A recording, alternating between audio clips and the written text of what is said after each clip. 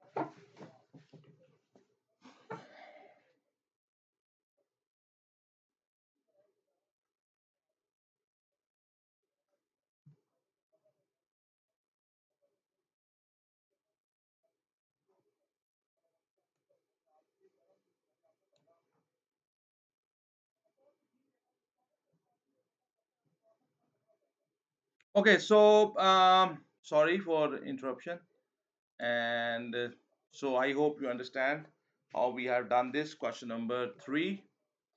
So let's check the answer, sir. So the answer is right. So let's go to the next question. So here we have in the question number 4. In the triangle ABC, the AB side is given, which is 8.5 centimeter. The AC side is 6 centimeter, and the BC side is 7 centimeters. Using a ruler and a compass only, construct the triangle ABC. Side AB has been drawn for you. So what you will do, then he says measure the angle BAC. Okay. So what I will do, I will open my compass 6 centimeter. I will take A as the center, which means I will put the needle of the compass on A, and I will mark an arc here, and the radius of that arc will be 6 centimeter. Then I will open my compass 7 centimeter, and I will place the needle of the compass at point B, and I will mark arc here of the radius 7 centimeter. Where these two arcs will intersect with each other, that will be the point C, and then I will join that point C with the A and with the point B. So this is how you will draw this. Let me show you. I have drawn it. So here on your screen, you can see from A we have drawn an arc of 6 centimeter. From B we have drawn an arc of 7 centimeter where these two arcs intersected with each other. That is the point C. Then I join the C with the A, and then I join the point C with the point B. And this is how you will construct this this triangle, sorry. And then their question is the next question they ask, question number 4B part, measure. Measure means with the help of the protector. Measure what is the angle BAC. So with the help of the protector, I will measure this angle. When I measured it, it was 55 degrees. It was 55 degrees. So let's check question number 4 coming up on your screen.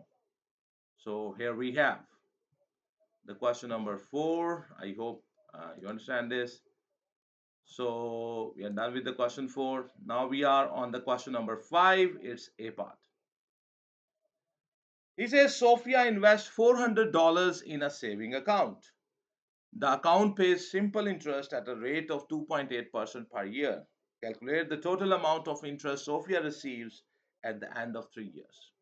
So they are talking about the simple interest. You know the formula for the interest. The simple interest is PRT divided by 100, where P is the principal amount, which is here $400, and R is the rate of interest, which is 2.8% per year. T is the time, which is 3 years here. So very easily we can calculate the amount of the interest. So here we go. So you can see here the I is equals to PRT by 100. So I will be equals to 400 multiplied 2.8 multiplied 3 divided by 100. That will be 33.6. So they will receive an interest of $33.6 at the end of the 3 years. So let's check, sir. Question number 5. It's A part. 33.6 is the right answer, sir. This is how this is done.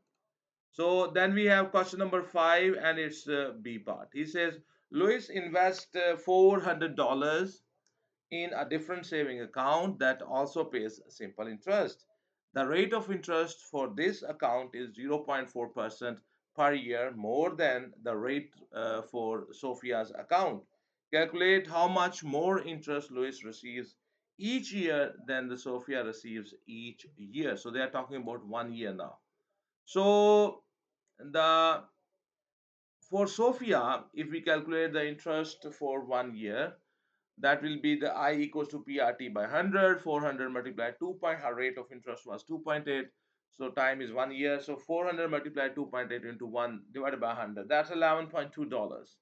For Louis, the rate of the interest is 0.4% more than the rate which the Sophia got. So Sophia got 2.8% per year. So Louis rate will be 2.8 plus 0.4, that will be 3.2%. So 400 multiply 3.2 multiply 1 divided by 100, that will be $12.8.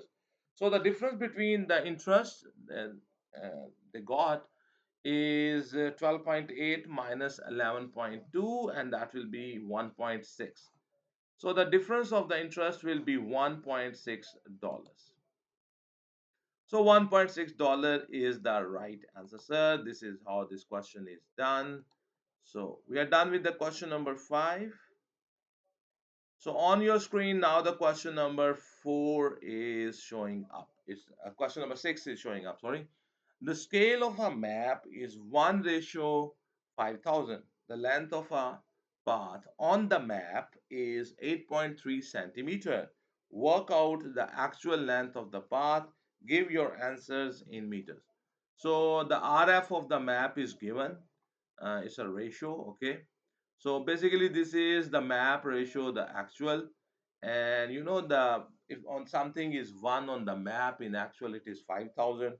If something is 8.3 centimeter on the map, how much is in the actual? Let me say it's x. So you will have 1 divided by 5000 equals to 8.3 divided by x. I converted those ratios into fractions, and then I will cross multiply. So x will be equals to 8.3 multiply 5000, that will be equals to 41,500 centimeter. Whatever is the unit here, same will be the unit of the x. Now, but because 41,500 centimeter, I will convert this into meters because we want the answer in meter. In 1 meter, there are 100 centimeters, so we will divide it with 100. So I will get 415 meter. 415 meter. 415 meter is the right answer. So this is how the question number 6 is done. So now the question number 7 is showing up on your screen. He says factorize, it's a 2 marks question. 20x squared minus 5xy. So in the factorization, the first rule is that if something is common, we will take that common. So you can see in both these terms, 5 can be taken as common and the x can be taken as common. So we will take 5x common and we will see what is left.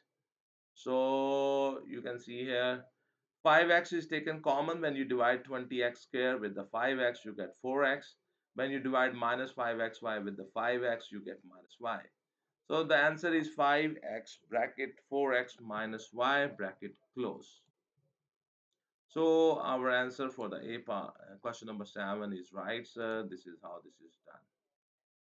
Then we have on your screen the question number 8. He says expand and simplify. So this 4 is multiplying with this bracket, and this plus 5 is also multiplying with this bracket. So we will multiply them and we will see what we get.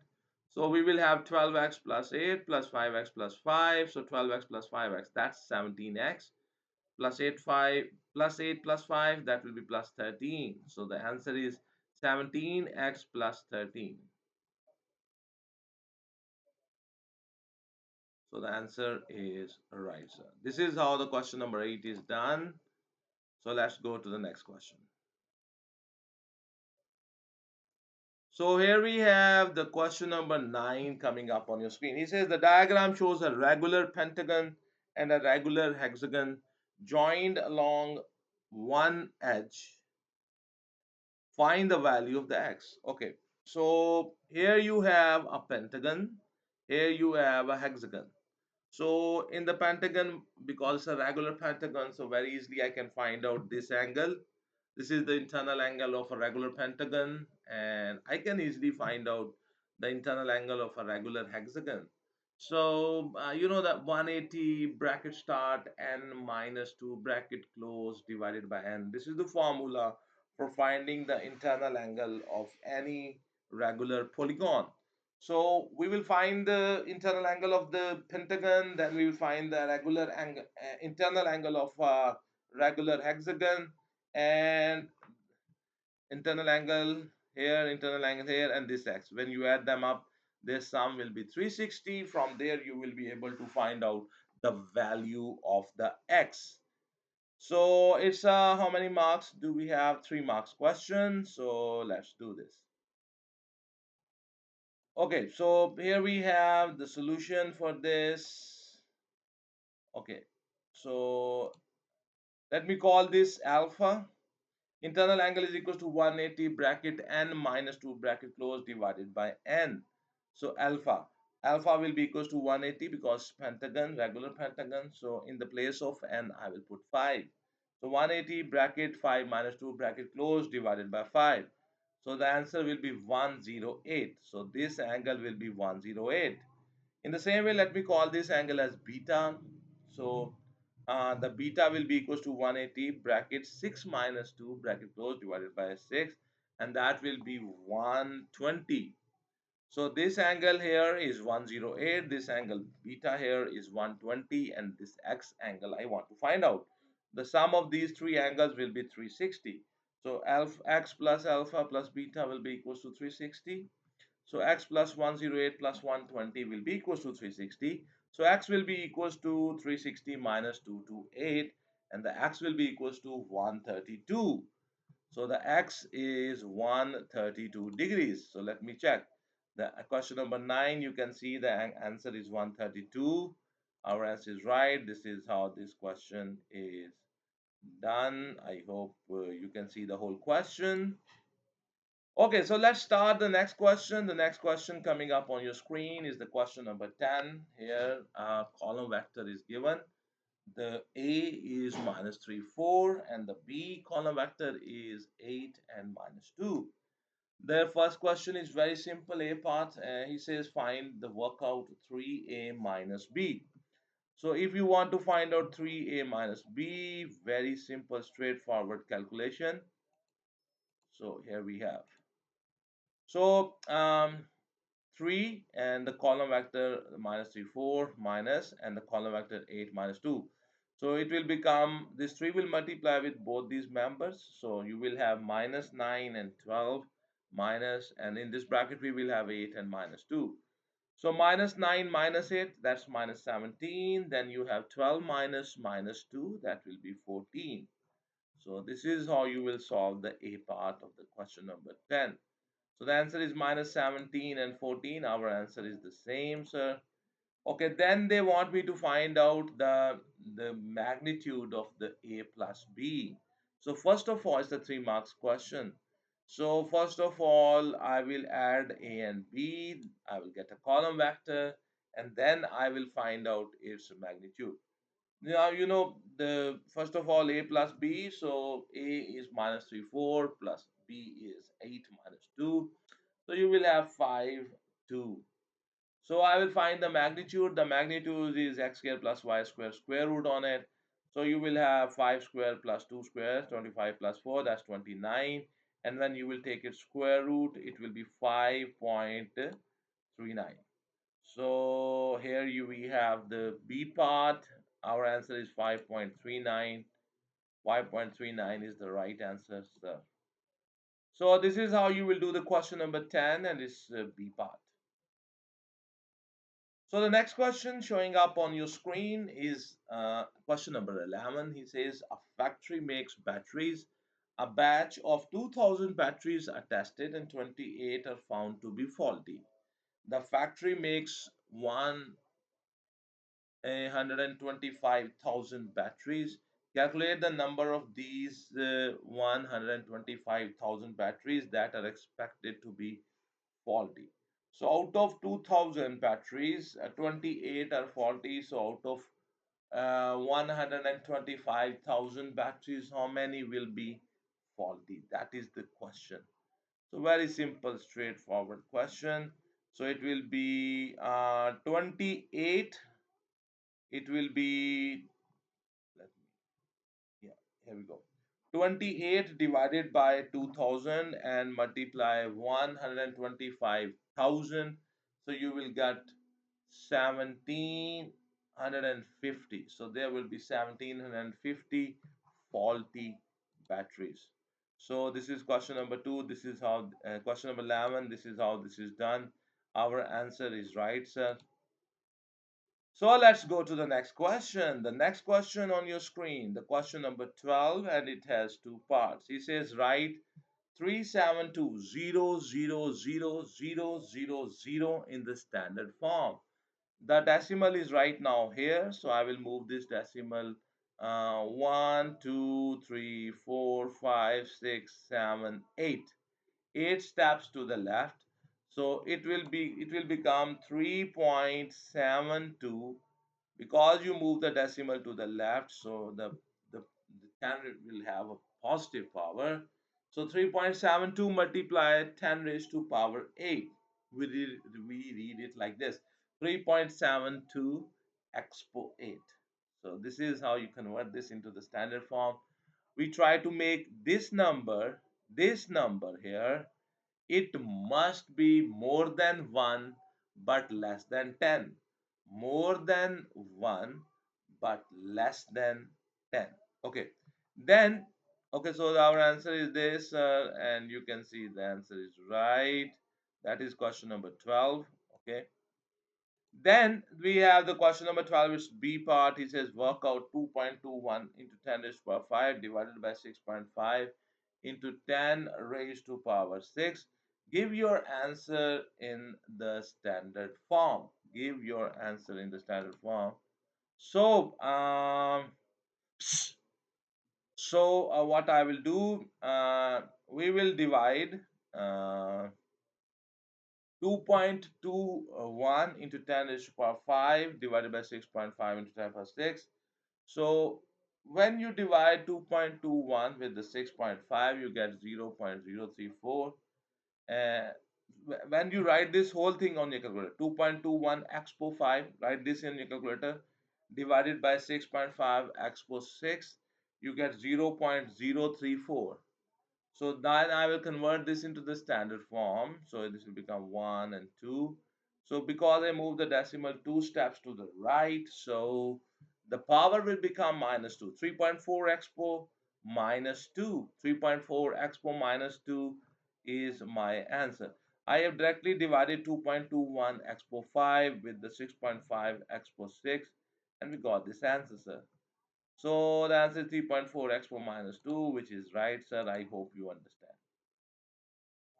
Then we have the next question. The next question on your screen is the question number 13. He says, these are the first 5 terms of a sequence. So find the next term. Okay. So 3 plus 5 is 8. 8 plus 5 is 13. 13 plus 5 is 18. 18 plus 5 is 23. Their question is find the next term of the sequence. The next term of the sequence will be 23 plus 5, and I think that will be 28. I think that will be 28. Very simple, straightforward. Then he says find an expression for the nth term of this sequence, because this is an arithmetic sequence. Why this is an arithmetic sequence? Because there is a common difference. You added 5 and you get the next term. So it's a arithmetic sequence. And if you want to find out the nth term for a arithmetic sequence, the the formula is a plus d bracket n minus 1 bracket close. Here a means the first term and d means the common difference. Let me show you.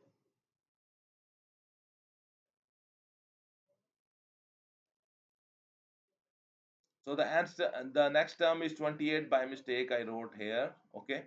So the formula is a plus d bracket n minus 1. A means the first term of the sequence, that's 3. And the d means the common difference, which is 5. So a plus d bracket n minus 1. So 3 plus 5 bracket n minus 1 bracket close. 3 plus 5n minus 5. And so 5n minus 2. 5n minus 2 is the nth term. So the next term is 28. By mistake, I wrote these things here. These things are supposed to be written here. The next term is 28. Okay. And here the nth term is 5n minus 2.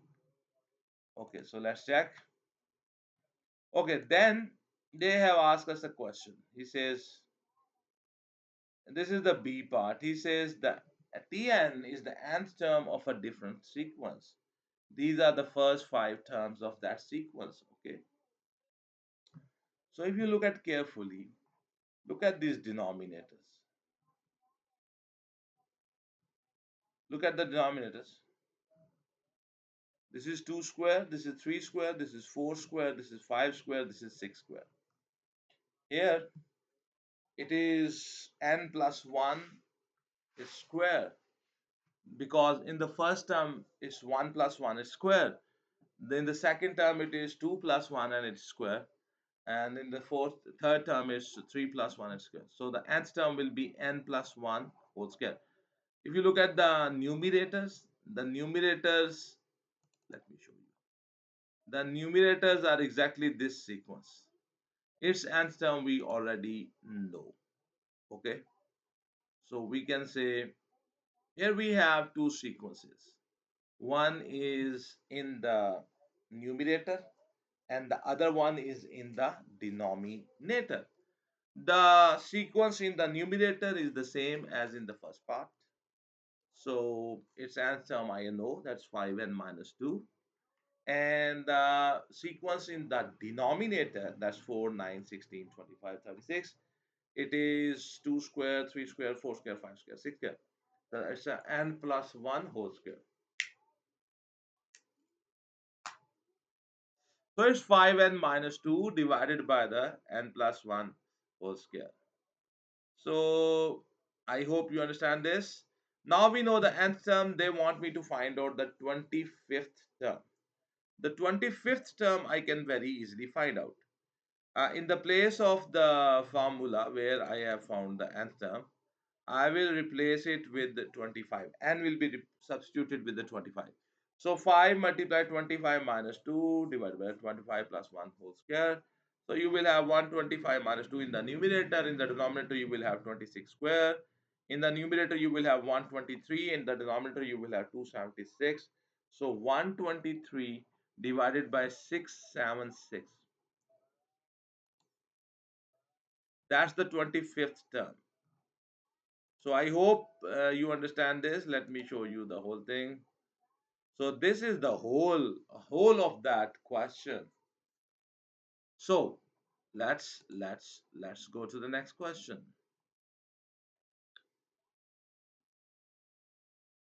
So then we have the question number 14 showing up on your screen. He says n is equals to 2 multiplied 3 raised to power x multiplied 5 raised to power y.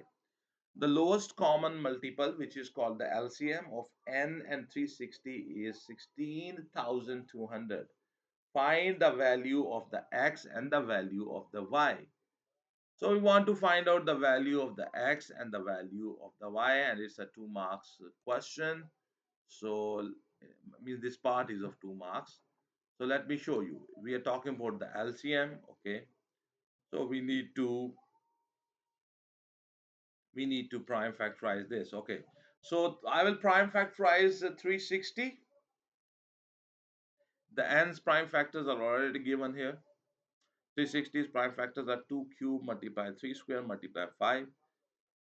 The LCM is already know 16,200. I have prime factorized it. You can see here. So the LCM is 2 raised to power 3 multiplied 3 raised to power 4 multiplied 5 square. So now I need to find out what is the value of the x and what is the value of the y. So whenever you are doing this, so try to understand what I'm saying. In the LCM, we take all the factors which are common or which are not common. We take all of them. Okay, the ones which are common, we take their largest power. Okay, so here in the LCM you have 2 raised to power 3. The question is from where this 2 raised to power 3 came. This came from here. Okay, in the LCM you have 3 raised to power 4. This is 3 square. So from where this 3 raised to power 4 came, it must be here. So that means that the x value is 4. The 5 square, in the LCM we have 5 square. This is not 5 square, this is 5 raised to power 1.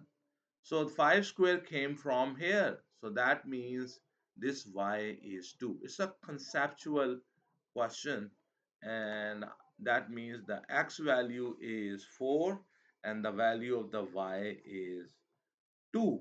So I hope you understand this. And the whole of the question number 14, it's a part, is showing up on your screen. So let's check question number 14, a part. The x value is 4 and the y value will be 2. So I hope you understand this. So let's do the next one. This is how this is done. Then we have the question number 14 and its B part. He says find the highest common factor HCF of the n and the 360. Now we know the value of the n exactly, and we want to find out the n is now 2 into 3 raised to power 4 and into 5 square, and the 360 is prime factors are 2 cube into 3 square into 5. I want to find out the HCF. In the HCF, we only take those factors which are common in both of them, and we take their smaller power. So because, for example, 2 is common, is present in both of them, but I will take the smaller power here. 3 is common, okay, but I will take the smaller power. 5 is also common, but I will take the smaller power. So you will have 2 into 9 into 5, that's 90. So the HCF will be 90. HCF is 90. I hope you understand how to find the HCF of the two numbers. Okay, then their question is question number 14 and its C part is a 1 mark question, and he says k is a positive integer, kn is a cube number. Find the smallest possible value of the k. You know, whenever a number is a cube number, each factor which is in that number should have a power which is a multiple of 3. The power can be 3, the power can be 6, the power can be 9. We want to find out the smallest possible value of k. So you know that we know the value of the n and the prime factors. Kn is k multiplied 2 into 3 raised power 4 into 5 square. To make them perfect cube, the 2 must have power 3, and this 3 must have power 6, and this 5 must have power 3. So how much do you need here? 2 square. You need more 2 square. And you need a 3 square to make this 3 raised to power 6. And you need 5 raised to power 1 to make this 5 cube. So 2 square multiply 3 square multiply 5, that's 4 into 9 into 5, and that's 180. 180. So the value of the k must be 180.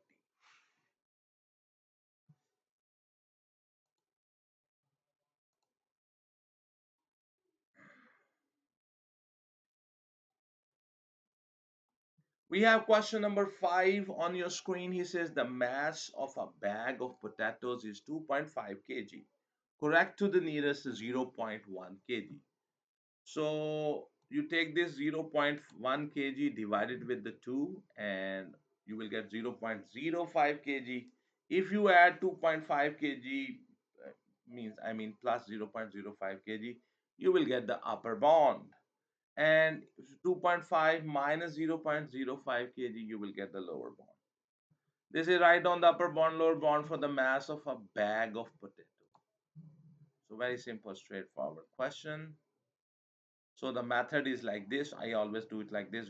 Correct to the 0.1 kg, you divide it with the 2. You get plus minus 0.05 kg. The mass of a bag of potato is 2.5 kg. You add 0.05 here. You get 2.55 kg. That's the upper bound. 2.5 minus 0.05 kg, you get 2.45 kg, which is the lower bound for the mass of a bag of potato. Okay, so this is the how the A part is done. So question number 15, A part. Then we have, he says the mass of a box is 8.0 kg. correct to the nearest 0.1 kg. So same process for the box. 0.1 kg, you divide it with the 2, you get 0.05 kg. So when you will add into 8, you will get the upper bound of the mass of a box. And 8 minus 0.05 kg, you will get the lower bound of the box, mass of the box. Calculate the upper bound for the total mass of a box containing 16 bags of the, sorry, 12 bags of the potato. Okay. So simple, straightforward. First of all, I will find the upper bound and the lower bound of the box. So that will be 8.05 and 7.95. The total mass of that package is box plus the 12 bags of the potato. Because you want the upper bound for the total mass, so because you're getting the answer by adding these two, you will take the upper bound of the mass of the box and upper bound of the one bag's mass. So you will have 8.05 plus 12 into 2.55, so you will get 38.65. 38.65 is the answer, sir. I hope you understand how we have done this. Upper bound, lower bound. Let me show you the whole thing together. So now you can see the question number 15. The whole of the question 15 is showing up.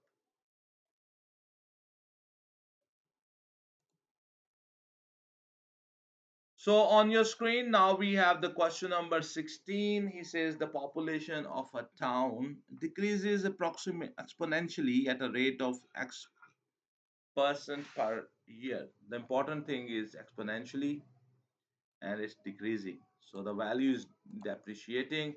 The population of the town on 1st January 2020 was 120,000. The population of the town on the 1st January 2023 was 102,885.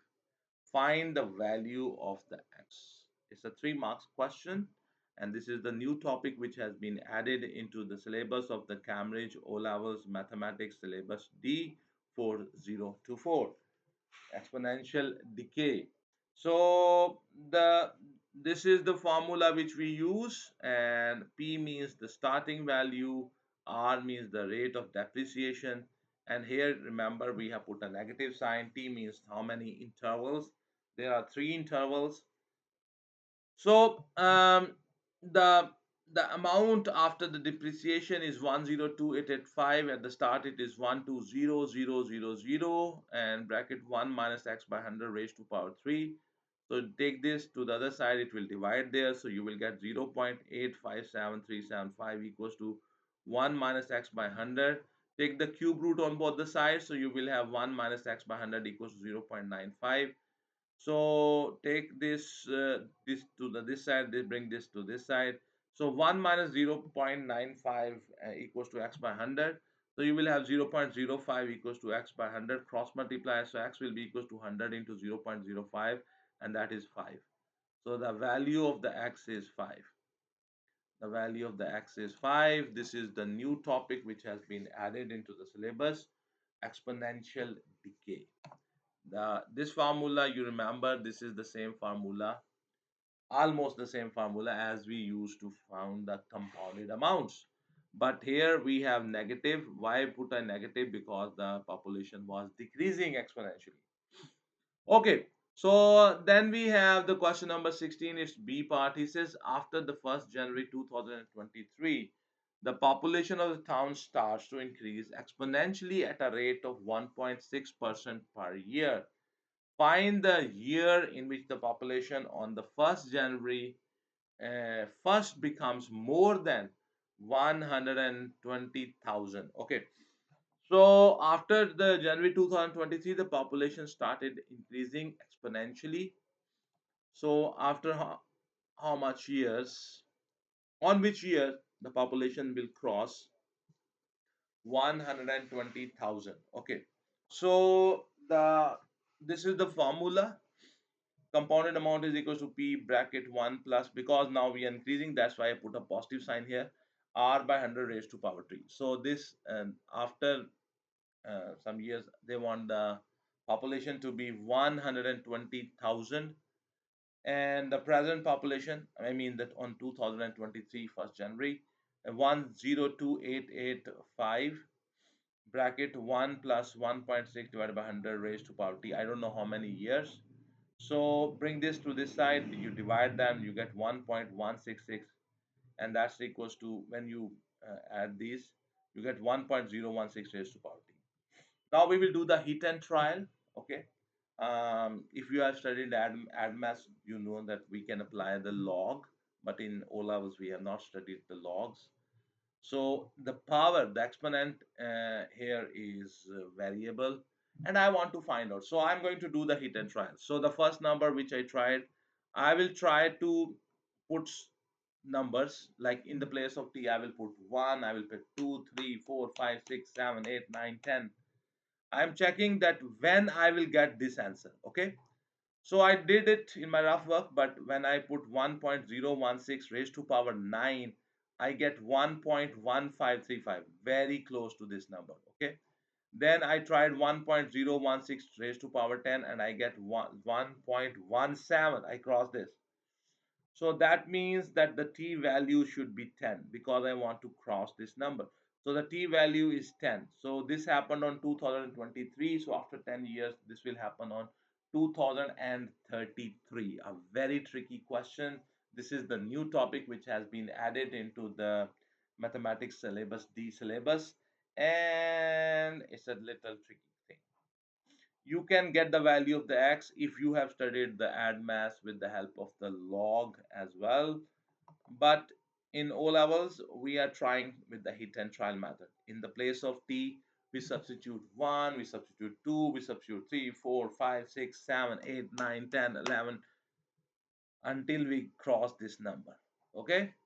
So the value of the means that year will be 2033.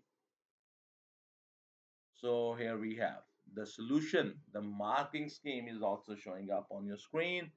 And this is how we have found with the help of hit and trial. Now we are on the question number 17. Question number 17, he says sketch the graph of each function. Show the value where each graph intersects the y-axis. Whenever you intersect the y-axis, the value of the x will be taken as 0. Okay. So this is the A part, and it's a 2 marks question. So let me show you. I have done this. I have done this in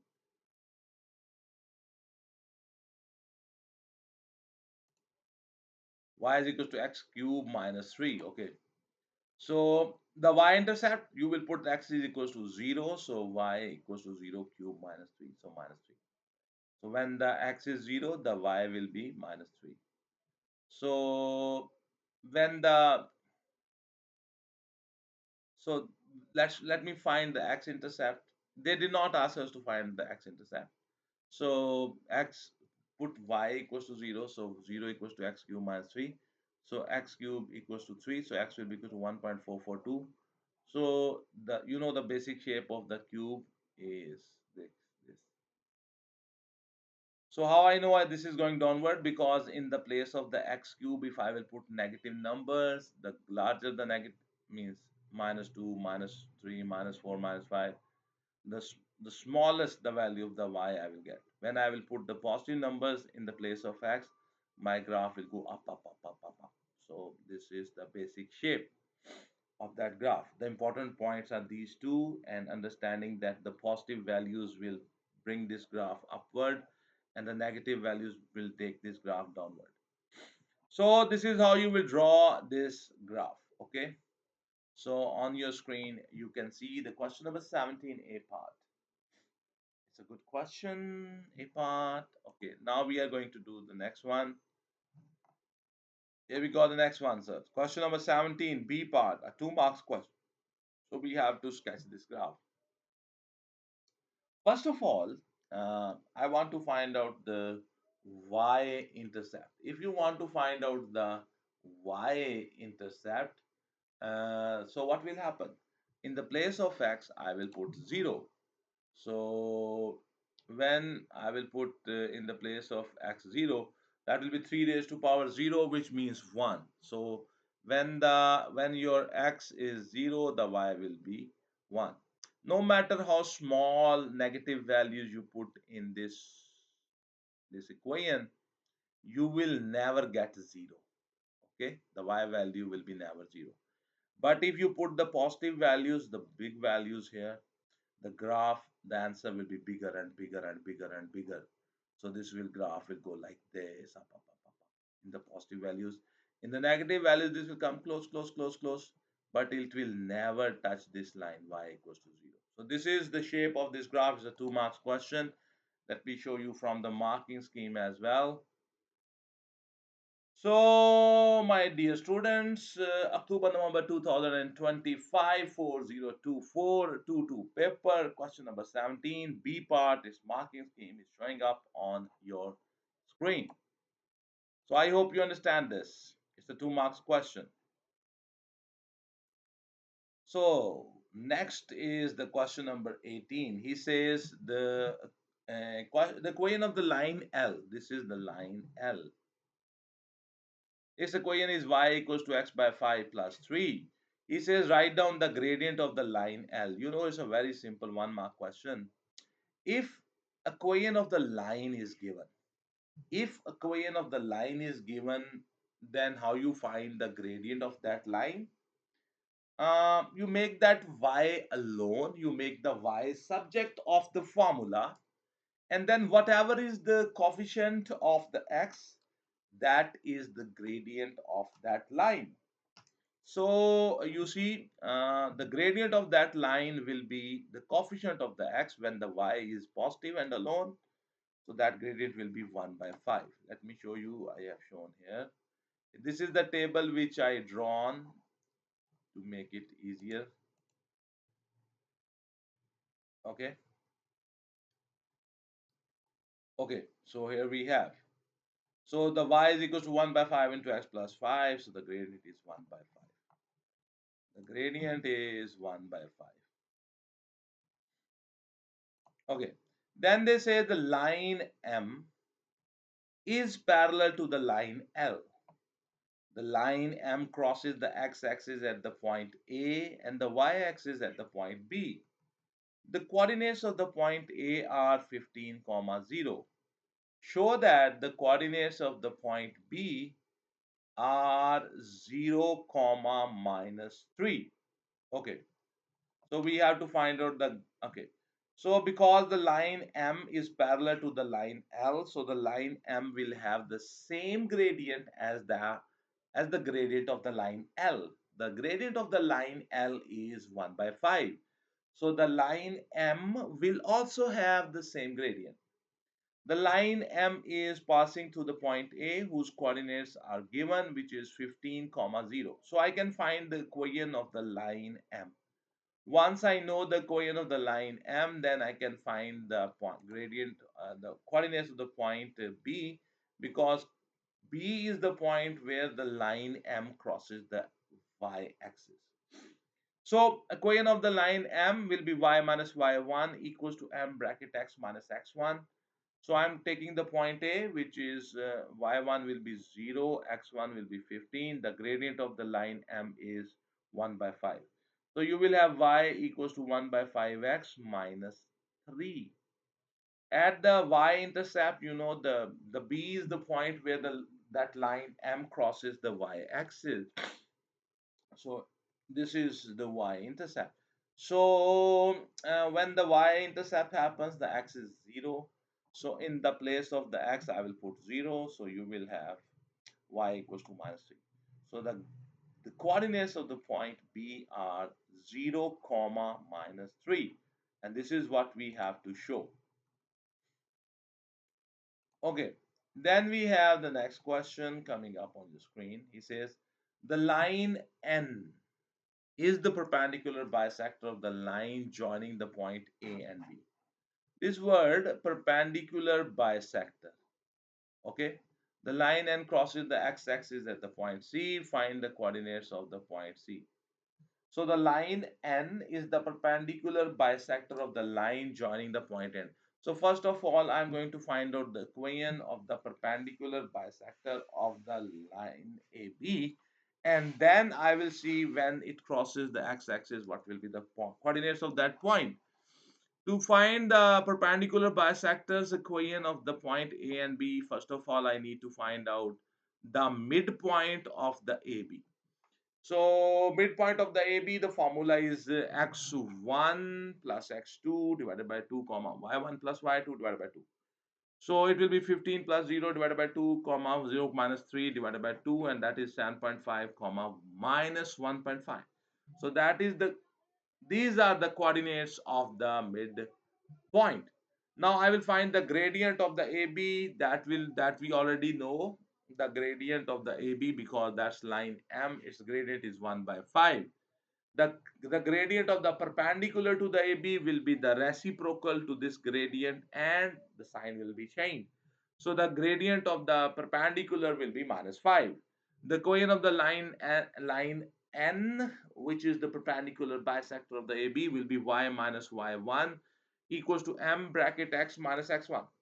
So it will be, I will use the midpoint and this gradient, and we will find the equation of the perpendicular bisector.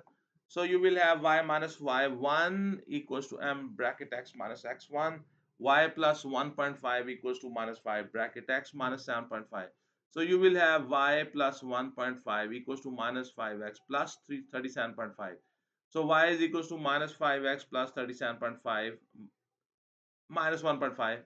So y will be equals to minus 5x plus 36, and y will be equals to minus 5x plus 36. When the name of this line, which is the perpendicular bisector of the AB, is N, capital N. So when this will cross the x-axis, the y value will be 0. This is its equation. In the place of the y, I will substitute 0. So you will have 0 equals to minus 5x plus 36. So 5x will be equals to 36. X will be equals to 36 by 5. So x will be equals to 7.2. So the coordinates of that point will be 7.2 comma 0. So this is how this whole question is done. This whole part is done. A very good academic type of question. So this was the question to me. It was of how many marks? It was of 5 marks, you know. It's the second part. Okay. So this is how this is done, 7.2 comma 0, and you can see our answer is right. So this is how the question number 18 is done. The marking scheme is showing up on your screen. So I hope you understand this. So let's go to the next question. The next question coming up on your screen is the question number 19, and this is about the sets Venn diagram. A group of 22 students are asked if they study economics or history. The Venn diagram shows the results. Write down the number of students who study both economics and history. So the students who are in the portion where the economics and the history circles overlap. So the overlapping portion here the circles are overlapping. So these 5 students are those students who study both economics and history. So I think 5 is the answer, sir. Let's check, sir.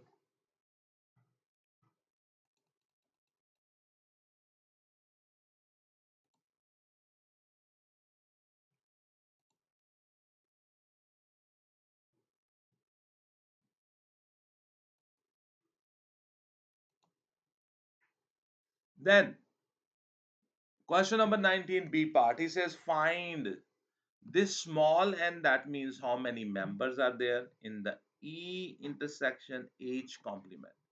This means H complement means you remain out of this H, and out of this H the common portion with the E, and that will be 7 only.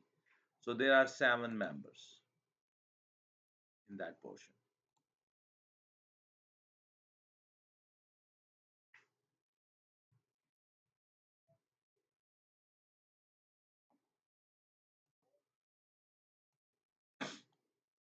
Then we have, he says, three of the students from the group are selected at random.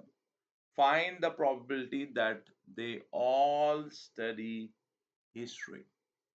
So here, how many members you have in this group?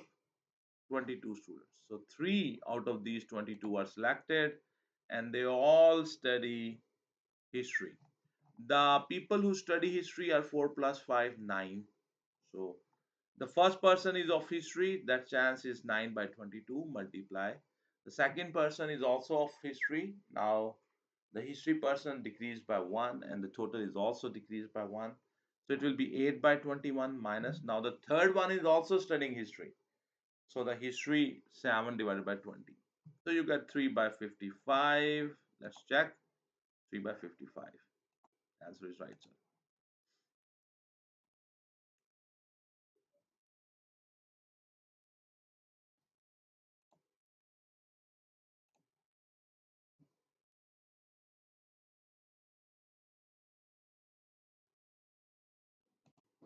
So on your screen, the question number 20 is now showing up. Y is inversely proportional to, the word is inversely proportional to the x minus 3 whole square.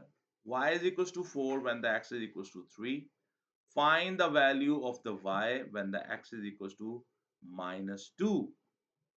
Okay, so very simple, straightforward question. You have studied this in your 8th class.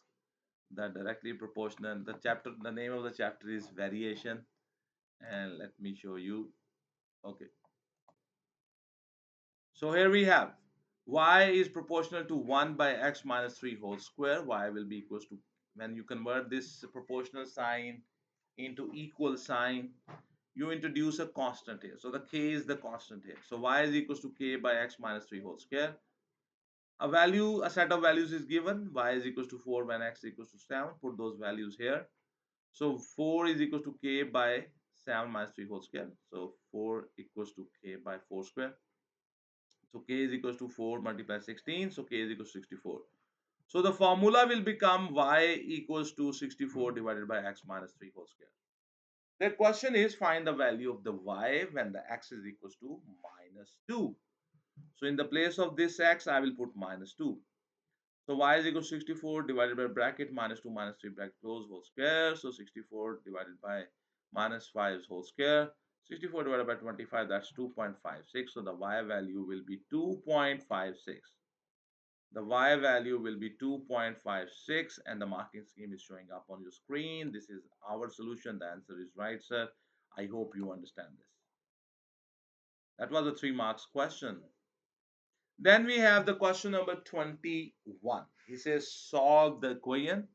An equation is given and this is the quadratic equation, and we will first of all make this into the standard form, standard quadratic equation, and they say you must show all your working and give your answer correct to 2 decimal places.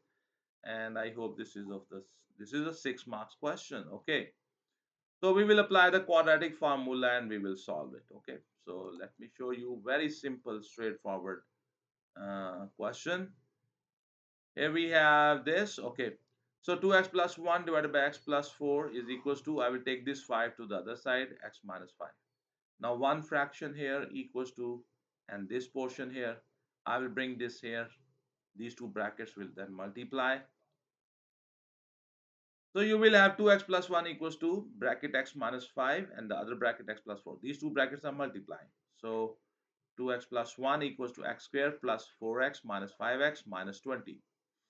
So 2x plus 1 equals to x squared minus x minus 20. So x squared minus x minus 20 minus 2x minus 1 equals to 0. X squared minus 3x minus 21 equals to 0. The coefficient of the x square is a, that's 1. Coefficient of the x is b, that's minus 3. The constant term is minus 21, so that's c. Apply the quadratic formula.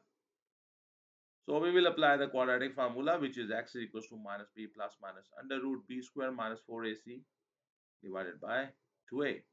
So just put the values of the a and the b, substitute them here. So minus minus 3 plus minus square root Minus 3 square minus 4 into 1 into minus 2. So you will have divided by the 2 into 1. 3 plus minus under root 9 plus 84 divided by 2.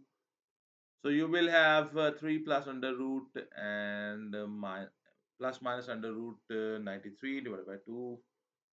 So this is, there are two options here. 3 plus under root 93 equals to divided by 2 equals to, that is 6.32. And 3 minus under root 93 equals to divided by 2 equals to, you will get minus 3.32. So this is how this question is done. I hope it's a 6 marks question. Huge marks.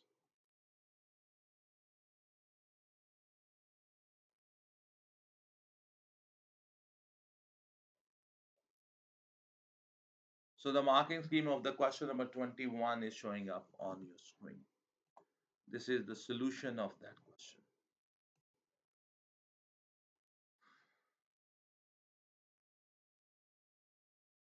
Okay, here we have the next question. The next question coming up on your screen. Question number 22. A, B, C, D is a field. A straight path crosses the field from B to D. Calculate the AB. They want me to find out this. Look at here. This is a right angle triangle. This is 90 degrees, so this is hypotenuse. And this is the angle, so this is your base. The ratio of the base and the hypotenuse is called the cos. So simple. I will apply cos. So cos of the 42 will be equals to the base by hypotenuse, that's AB divided by the 495 meter. So the AB will be equals to 495 multiplied cos 42, that is 367.86, approximately 368 meter. This is the A part.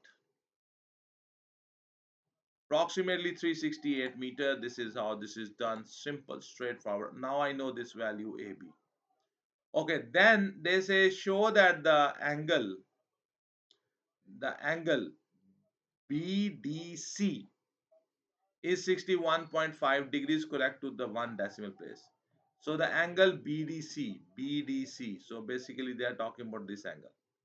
If you want to look at this triangle, you know the three sides of this triangle. I want to find out this angle. If I know the three sides of the triangle and I want to find out one of the internal angles of that triangle, the ideal thing is you use the law of cosine, or we call it the cosine rule. So very simple, straightforward forward application of the cosine rule. So the cos of the BDC, let me show you here. The cos of the BDC, this angle, will be equals to the DC square plus the DB square minus the BC square divided by the 2 multiply the DC multiply the DB. So I'm going to apply this formula. I know these values very well. Okay. So the cos of the BDC, angle BDC, is equals to the DB square plus DC square minus BC square divided by 2 into the DB into the DC. So 495 square plus 620 square minus 580 square divided by the 2 into 495 divided by into the 620. So you get 0.47739. Bring this cos to this side. It will become cos inverse. So the cos inverse of the 0.47739, your calculator must be set in degrees. The answer will be 61.48, which means 61.5 degrees. 61.5 degrees. So our answer is right, sir. This is how this is done. I hope you understand how we found this angle by applying the law of cosine rule. Then he says a second path crosses the field from the C to meet the path BD at the point X. CX is the shortest distance from C to BD. Lara takes 6 minutes and 24 seconds to walk along the path CX. Okay. And calculate Lara's average speed. Give your answer in the kilometers per hour. This is the shortest distance. Is a famous question which the Cambridge normally asks you. Let me show you. So from C, the shortest path to the BD will be this perpendicular from the C.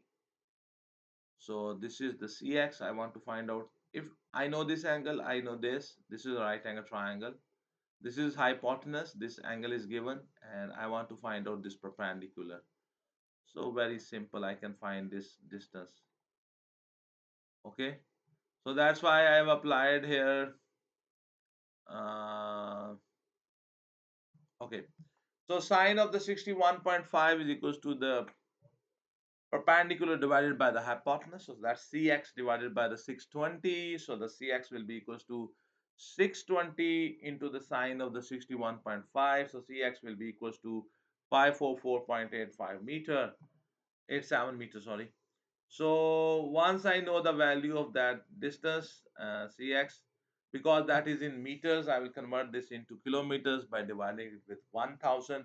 So you will have 0.4487 kilometer. Now the time the Lara took to cover that distance is 6 minutes 24 seconds. So 6 into 60 plus 24, that's 384 seconds. I will convert those seconds into hours. In 1 hour there are 3600 seconds.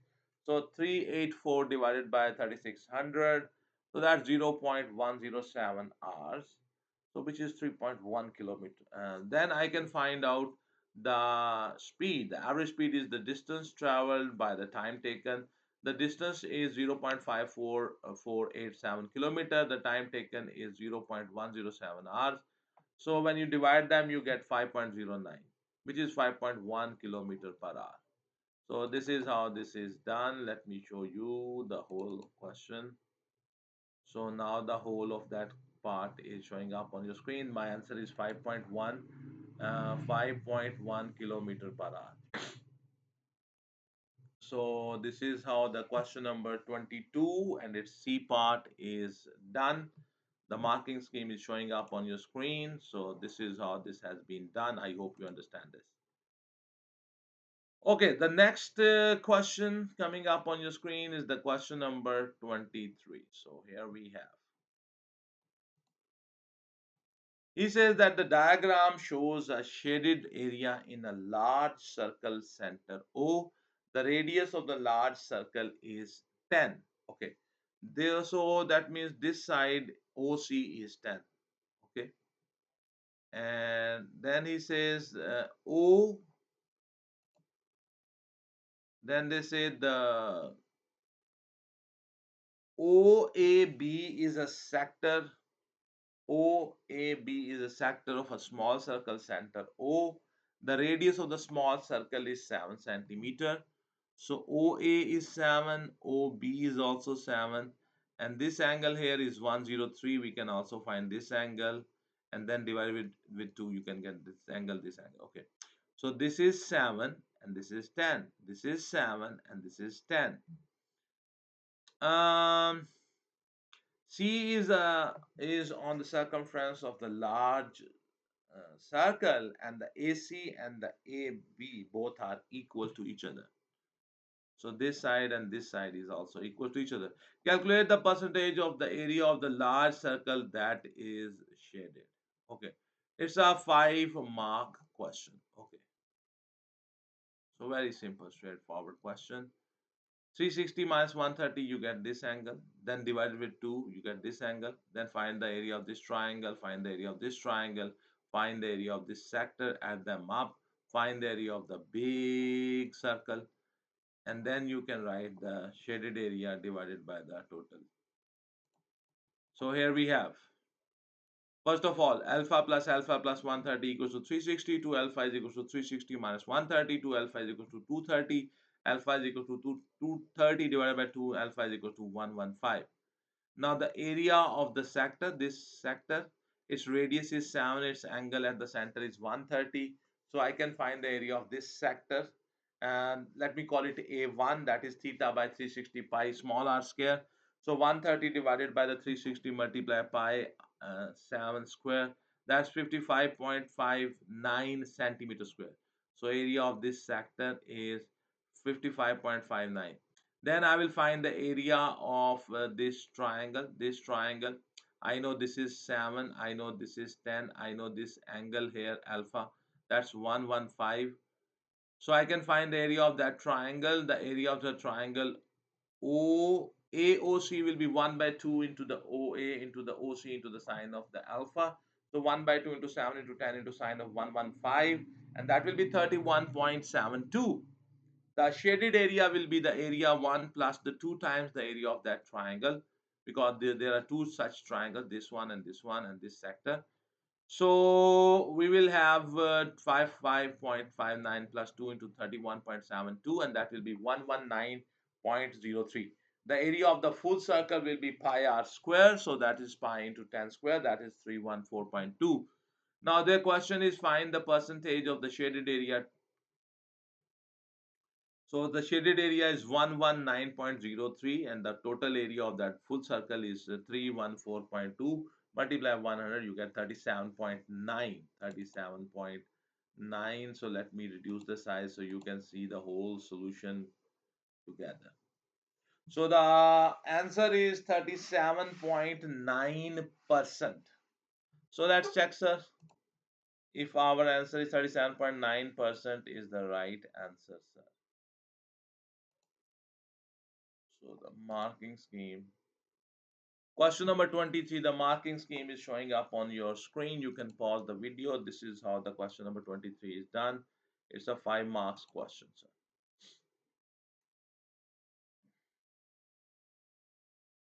Here we have question number 24. Owen uh, records the own records the mass of each of the 250 onions. The histogram shows the results. Onions. Okay, so here we have the frequency density is given on the y-axis, and here the classes are given, the mass is actually. So he says show that the 28 onions with a mass of 200 gram or less. So simply find the area of this thing, that will be the equals to the onions whose mass is less than 200 grams. How you find this area? Very simple. 160 to 200, that's 40. Just find the area of this thing, and this is 0 point something. Let me use the size so you can understand this. This is 1 2 3 4 5 6 7 point 7. So point 7 multiply 40, and that will give you that thing. You know, the frequency of anything is equals to the frequency density multiply the class width. The class width here is 40, the frequency density here is 0 0.7. You multiply them, you get 28. So 28 is the answer, sir. Okay, then their question is, he says calculate an estimate of the mean mass. You must show all your working. It's a 5 marks question, sir. They want you to find out the mean mass. Okay, so very simple. Let me show you.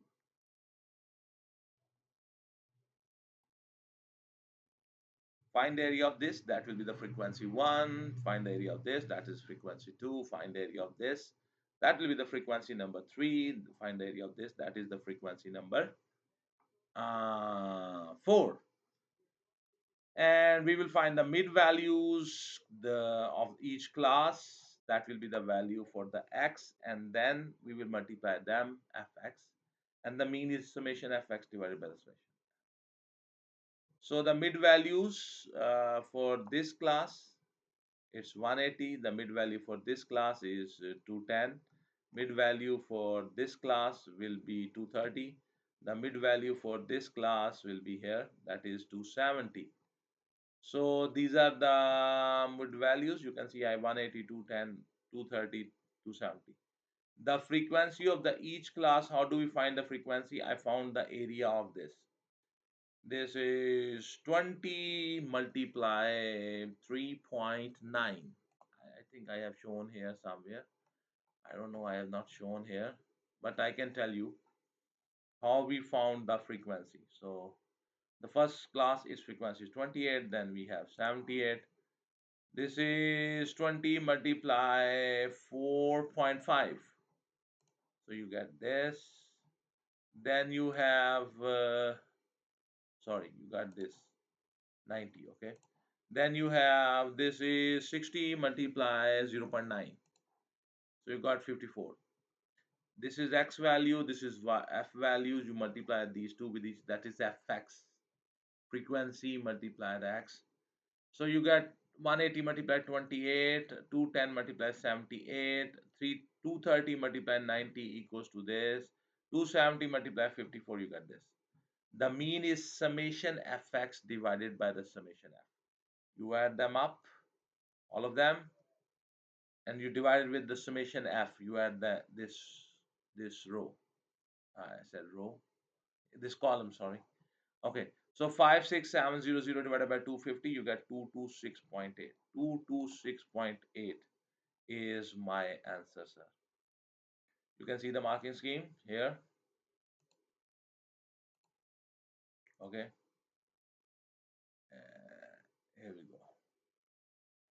24B part, 226.8. Our answer is also 226.8. This is how this is done. So we have found the mean and we have reached the end of this paper. So my dear students, as you know, we have reached the end of this paper. And one very important thing is that the paper and the marking scheme which I used in this video, they are the property of the Cambridge. Okay, and I have just presented you the solution of this paper to the best of my abilities, to the best of my knowledge, to the I have tried to explain them so that the paper might become easy for you. If you think that this video is useful to you, if you think that this video is helpful to you, and this video can be helpful to other students, please like this video. Please comment on this video. Please share this link of this video with your class fellows, with your teachers, with those students who need this video. You see, when you share the link of this video, when you download this video, when you share this video on your WhatsApp, on your Google Classroom, on your Facebook, on your Twitter, on your Instagram, that is a big appreciation and a support to my work. Your appreciation and your support is very, very important for me. So thank you very much, everyone. Keep studying and keep learning. God bless you all.